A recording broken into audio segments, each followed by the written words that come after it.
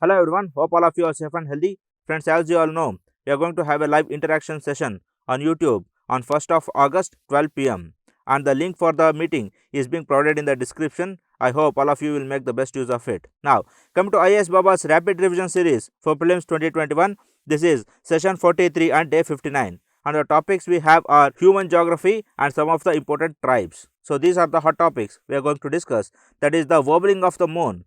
Then, in the wake of UP population policy, we are going to discuss total fertility rate, maternal mortality rate, and the infant mortality rate. Then, the Global Hunger Index 2020, then Human Capital Index 2020, then the Global Gender Gap Index, then the particularly vulnerable tribal groups, and Tarus and Bonda tribes, then Irulas and One Gujars, and Hakipiki and Kodawas, then Chin communities and Muria people. Friends, you all know, in the wake of COVID-19, these tribal people were hardly hit, and in that context, these tribal people will become important. Now, coming to the first one, the wobbling of moon. Why was it in news? Because recently NASA has highlighted the moon's wobble as a potential problem in the near future. That is, due to this moon's wobbling, we are going to have a potential threat in the future.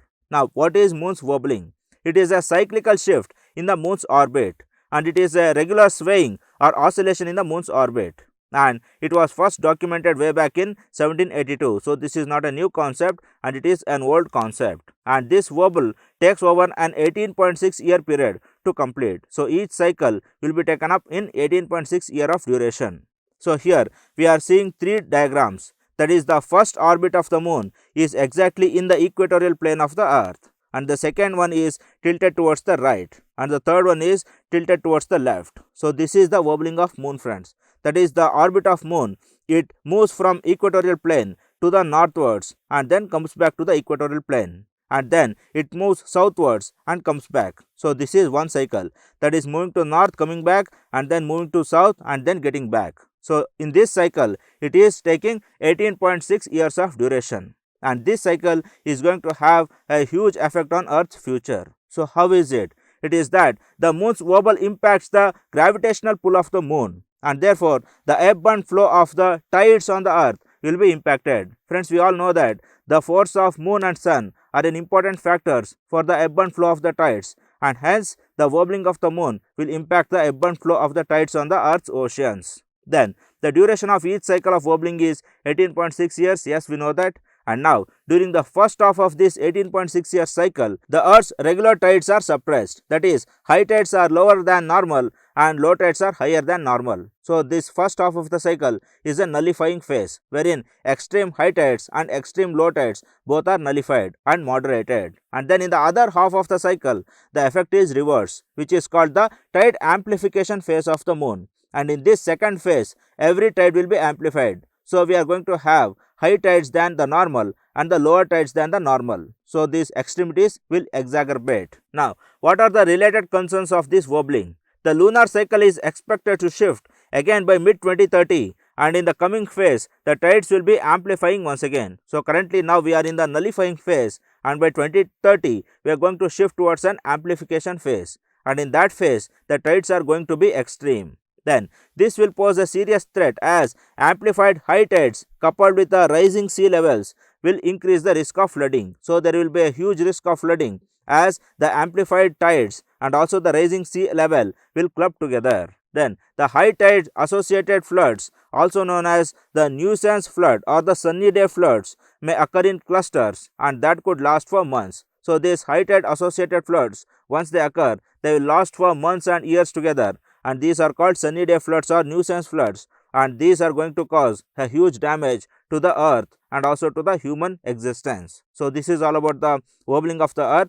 Then come to next. Friends, here in the context of UP population policy, we discuss the total fertility rate, maternal mortality rate, and the infant mortality rate. So coming to the total fertility rate, the TFR, this is the average number of children that would be born to a woman over her lifetime. So in her lifetime, how many births she is going to give, that is the total fertility rate of that woman. Now averaging, it is she was to experience the exact current age specific fertility rates throughout her lifetime. So her reproductive rate should be 15 to 59 years, which is exact for a normal woman. So even if she gives birth in the 60s or 70s of age, which is also a possibility, but these are exceptions and they are not taken into consideration while calculating TFR. Then she was to live from birth until the end of her reproductive cycle. So she has to live in the entire reproductive cycle. So if she gives birth to one baby and if she dies within the age of 15 to 59, which is the reproductive cycle, then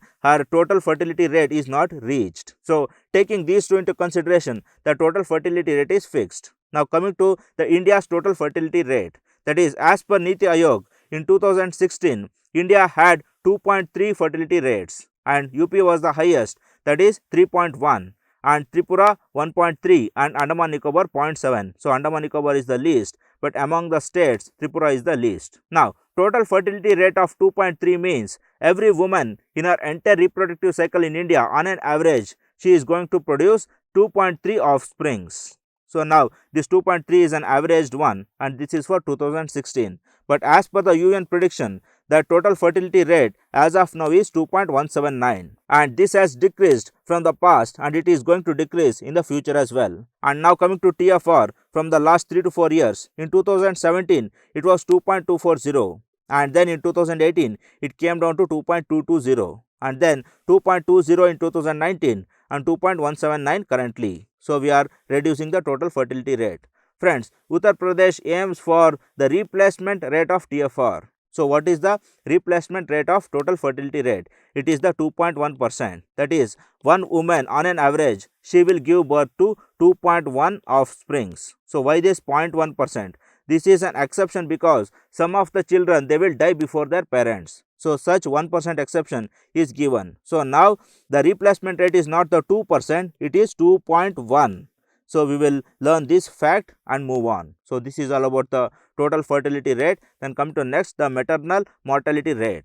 So there are two indices, friends, don't get confused. First one is the maternal mortality ratio and then the maternal mortality rate. So MM ratio and MM rate.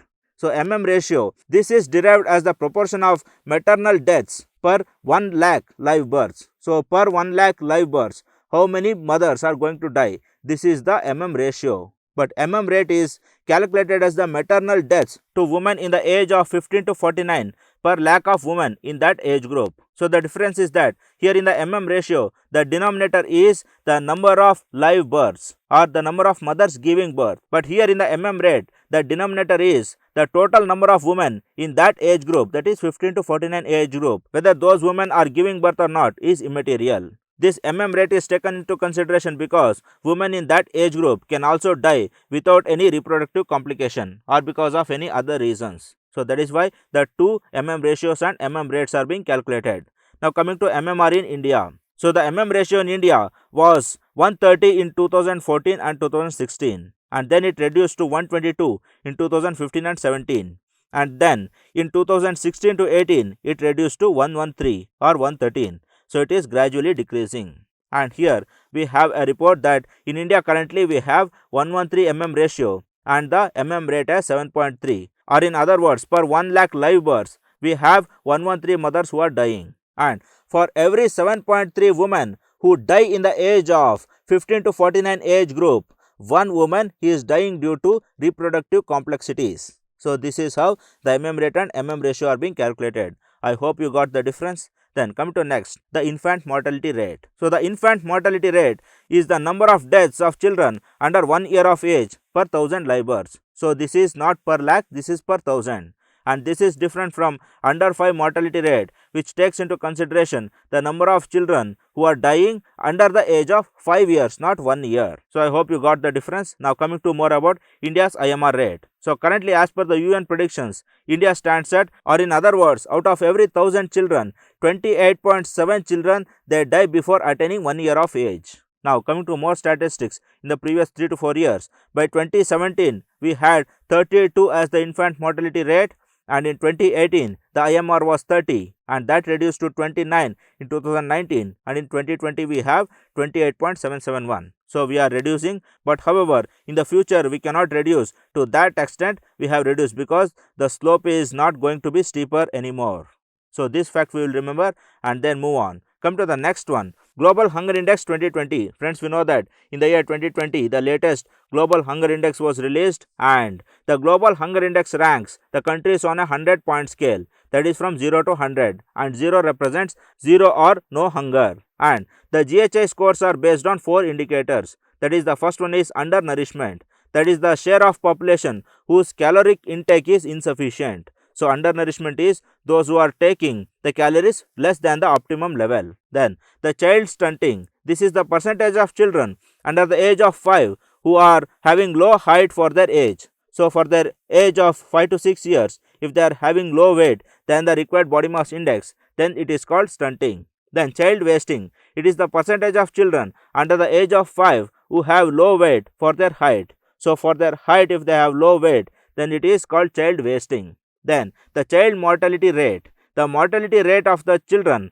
under the age of 5. So, here under 5 mortality rate is taken into consideration, and this is a reflection of both a fatal mix of inadequate nutrition and also unhealthy environment. So, children can die not only for the sake of lack of nutrition, but also due to other disasters, other unhygienic environment, pandemics, etc. So, all these are considered for the Global Hunger Index. And here in the figure, we can see how the scale is benchmarked. That is, if there are less than 9.9% of people who are hungry, then it is a green zone or the low zone. And then from 100 to 99, it is moderate. Then 20 to 34% is serious. So, here there is serious hunger.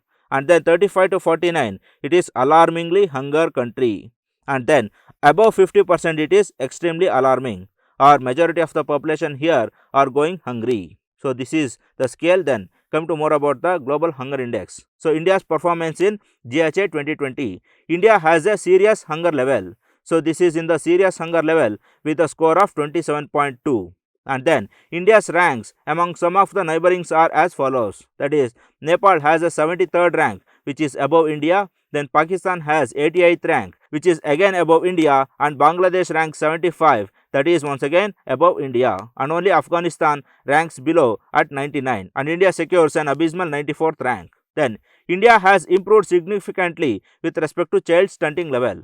So, in this category we have improved, and in other levels like undernourishment, wasting, mortality, etc., we have to improve. Now, coming to the statistics, undernourishment, 14% of the children of India are undernourished and 17.3% are wasted. Then 34.7%, a whopping of percentage, are stunted, and this was 54% in 2000. Yes, we are reducing to some extent, but we have to put more pressure. Then 37% of children died before the age of 5. So, at present 37 per thousand is the under 5 mortality rate for India. So, these are some of the facts regarding the Global Hunger Index. Then come to next, the Human Capital Index 2020. Even Human Capital Index 2020 was released, and that is why it becomes important. The Human Capital Index is prepared by the World Bank, and the index is based on 3 pillars, namely the survival, schooling and health. So, survival is the percentage of child serving till the age of 5 is calculated. So, here the under 5 mortality rate is again taken into consideration. Then schooling, the quantity as well as quality of education is also considered. And then health, survival rates and the healthy growth among the children are included. So, this health, education, nutrition, these are the main attributes of human capital. That is why these criteria are being chosen. Then the Human Capital Index was first published by Semyon Jankov and Federica Saliola under the World Development Report 2019. So, this was included along with the World Development Report in the year 2019, and now it is a Human Capital Index 2020, a separate report. Then the human capital measurement was first started by Nobel Prize winner Paul Romer. So, this Paul Romer, he takes the credit for measuring the human capital for the first time in the world. And then come to more about the Human Capital Index. The index includes the education and health data from 174 countries, and it has covered 98% of population. And this year the report has provided a pre-pandemic baseline on the education and health. So, on what basis the COVID-19 pandemic has hurt the health and education prospects of the world, that is being considered under the report. Then the theme of this year is the human capital in times of COVID-19. So, this is the theme. And then come to more facts. In 2019, India's rank is 115 out of 157 countries. So, once again an abysmal low ranking. Then the report highlights that there has been a major decline in the remittances. Friends, we know that India is one of the major destinations for remittances, but now as most of NRIs they are back in India, the remittances has declined. Then it has also reported that the total income has declined by 11 to 12%. So due to lack of business activities, the income has declined by 11 to 12% on an average. Then, according to the report, more than 1 billion children are out of school amid COVID-19. So this has affected 1 billion children. And then health services to women and children have been disturbed, and children are unable to get their crucial vaccinations. So COVID-19 pandemic has brought a great hurt on the health and education prospects of India and the world. So this is all about the human capital index. Then come to next, the global gender gap index. Friends, this is published by the World Economic Forum, we all know that, and for the first time it was published in the year 2006, and the recent edition was the 2021 report, and this is the 15th report. Now coming to more about the global gender gap index. Friends, the first one is the health and survival subindex. So this is one of the pillars, that is the gap between health and survivability between men and women. Then educational attainment. So the gap between men and women in educational attainment is also calculated. Then the economic participation and opportunity. So the opportunity for women to get into employment and earn their economic prospects are also being taken under the gender gap index. Then political empowerment. So the gap between men and women in participating in politics is also being taken up. So here the report says that when it comes to health and survivability, they have closed the gap by a whopping 97% when compared to 2006 levels. And in the educational attainment, the gap is closing by a whopping 96% once again.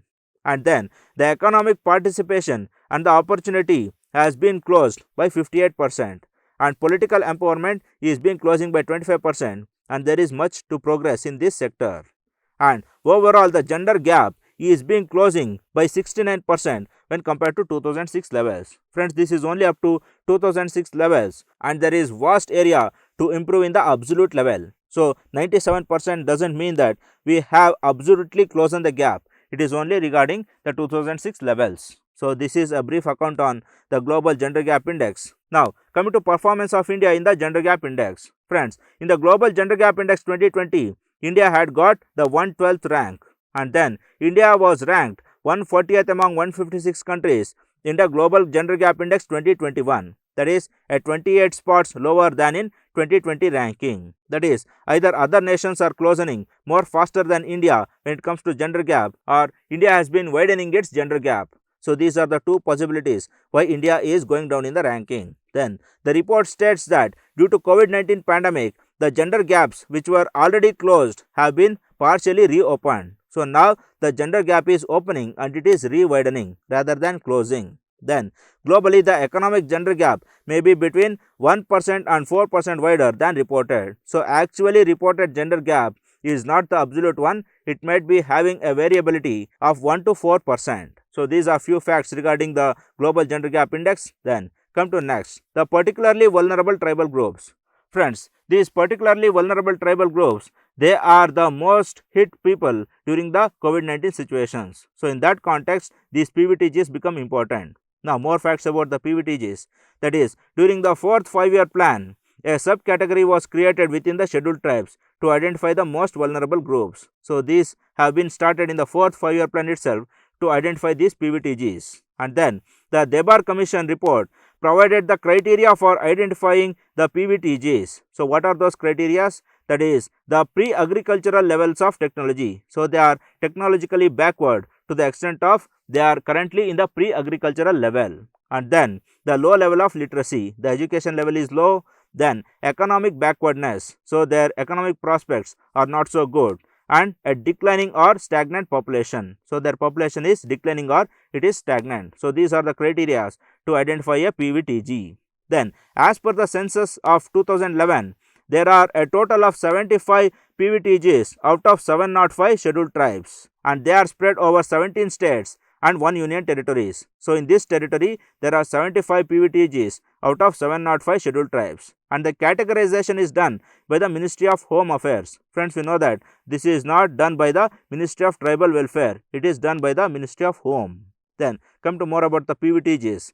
there are some of the government schemes which are to be noted in the context of PVTGs. First one is the One Bandhu Kalyan Yojana. So this Yojana, it mandates all the states to prepare a conservation cum development plans for the PVTGs in that state. So a state level plan should be mandatorily made for these Vanabandhus or the PVTGs. Then the Scheduled Tribes and Other Traditional Forest Dwellers Recognition of Forest Rights Act 2006. It also recognizes the land rights of these PVTGs. So it not only provides the land rights but also provides the rights for minor forest producers. Then the Backward Region Grant Funds. Friends, this is an umbrella scheme and almost all the backward areas will be provided with the fund, and PVTGs will also be a beneficiary of this. Then the PESA Act or the Panchayat Extension to Scheduled Areas. So the interested PVTGs, they can also take up the local self-governments and they will get the support from the district administration and the state government. Then there are some of the local initiatives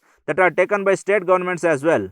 They are the Janaswasthya Sahayog by Chhattisgarh. So this scheme, it caters to the health prospects of the PVTGs. And then restricted area permits in Andaman Nicobar Islands. So this restricted area permits for the PVTGs is more stringent than the inner line permit which we have discussed in the earlier classes. Then formation of micro project agencies by Odisha. So this micro project is a tailor-made customized project for every PVTGs that has been done by Odisha government, and this takes into consideration the local needs and aspirations of the PVTGs. So these are some of the schemes and programs of the PVTGs. Then coming to next, the Tarus and Bonda tribes. First one, the Tarus. Friends, the Uttar Pradesh government has recently embarked to take the unique culture of its ethnic Taru tribe across the world. So now UP government is volunteering to publicize the Taru tribe's culture across the world by holding the ethnic cultural meets and other workshops. Now about Taru community. The Taru community belongs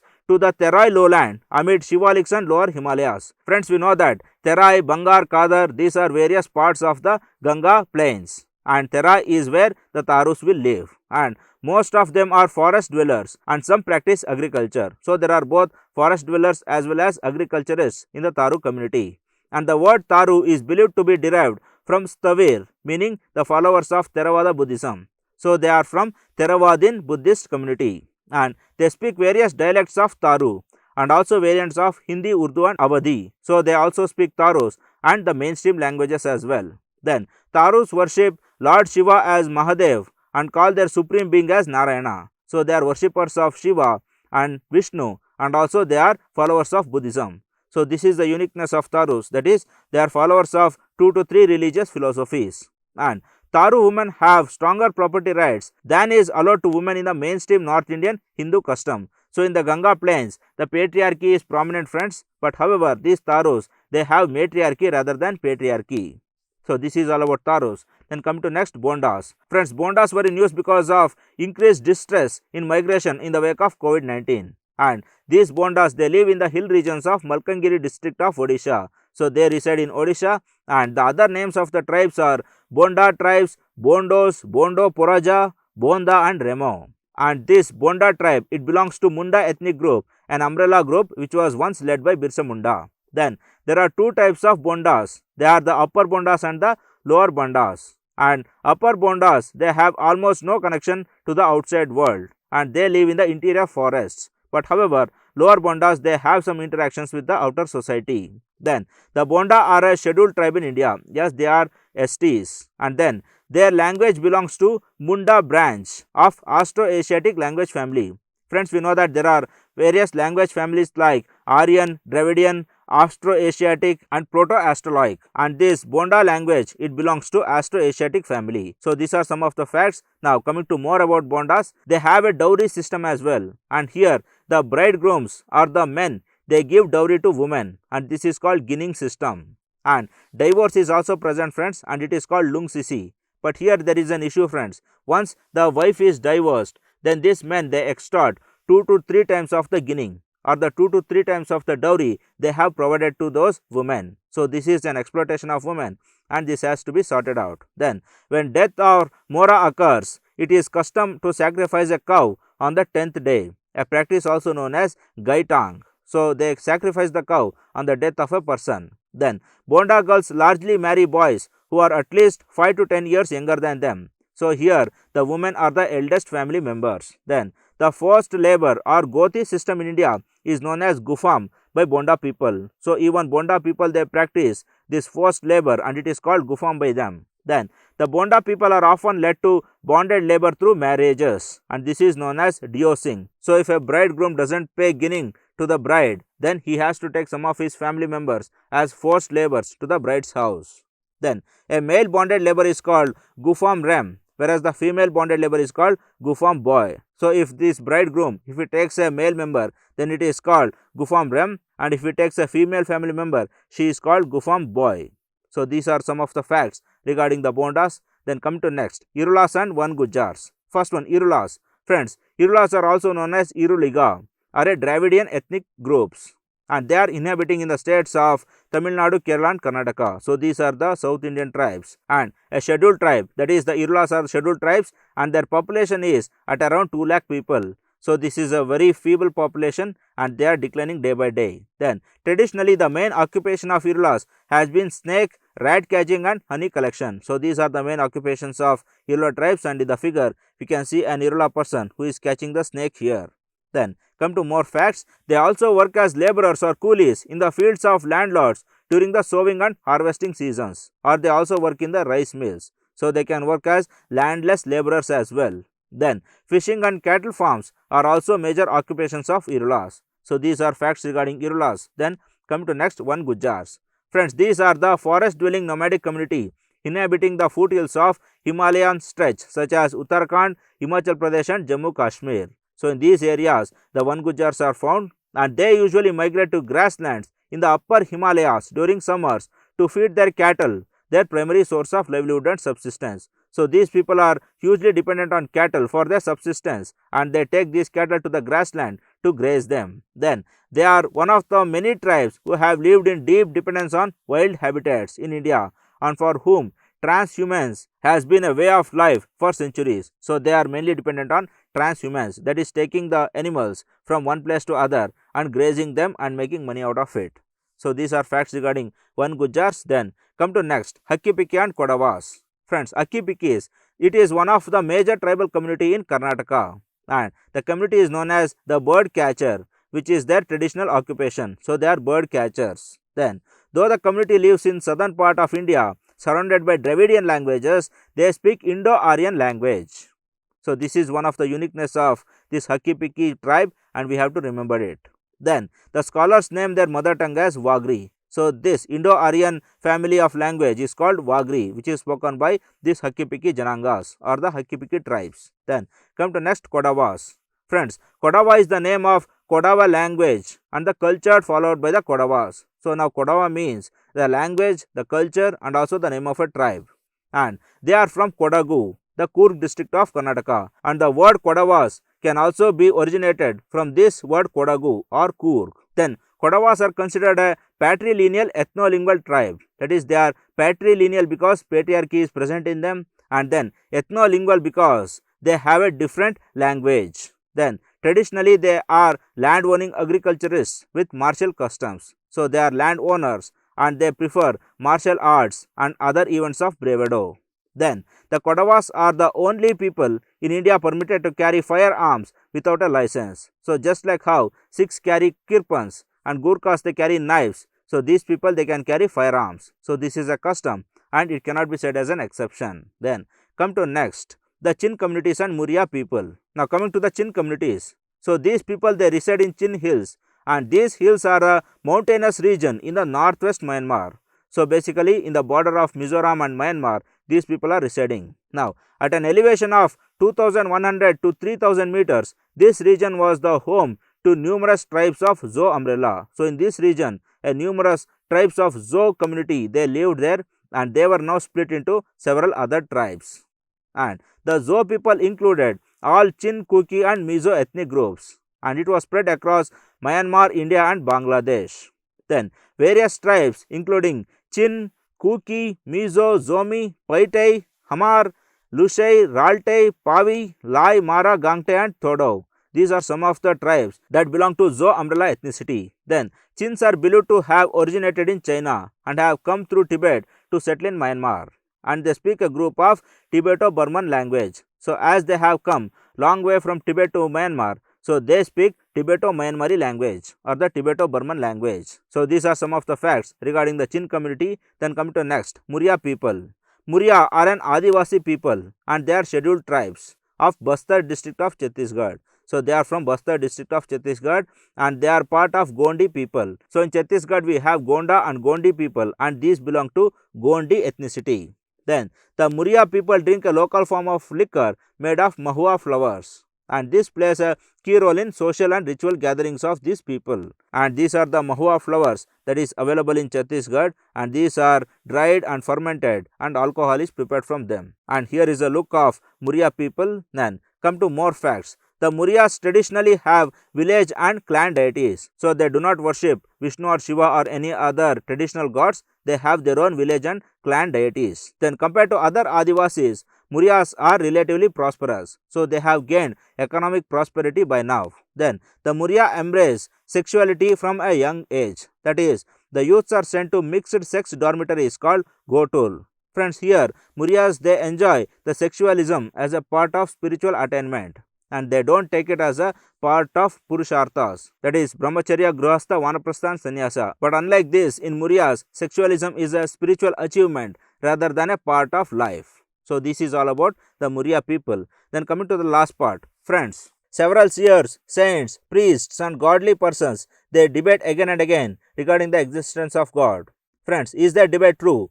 Does the God exist in the true nature? Yes friends, God exists because whenever a person is suffering from pain, there will be one or the other person to experience the waves or tremors of the pain.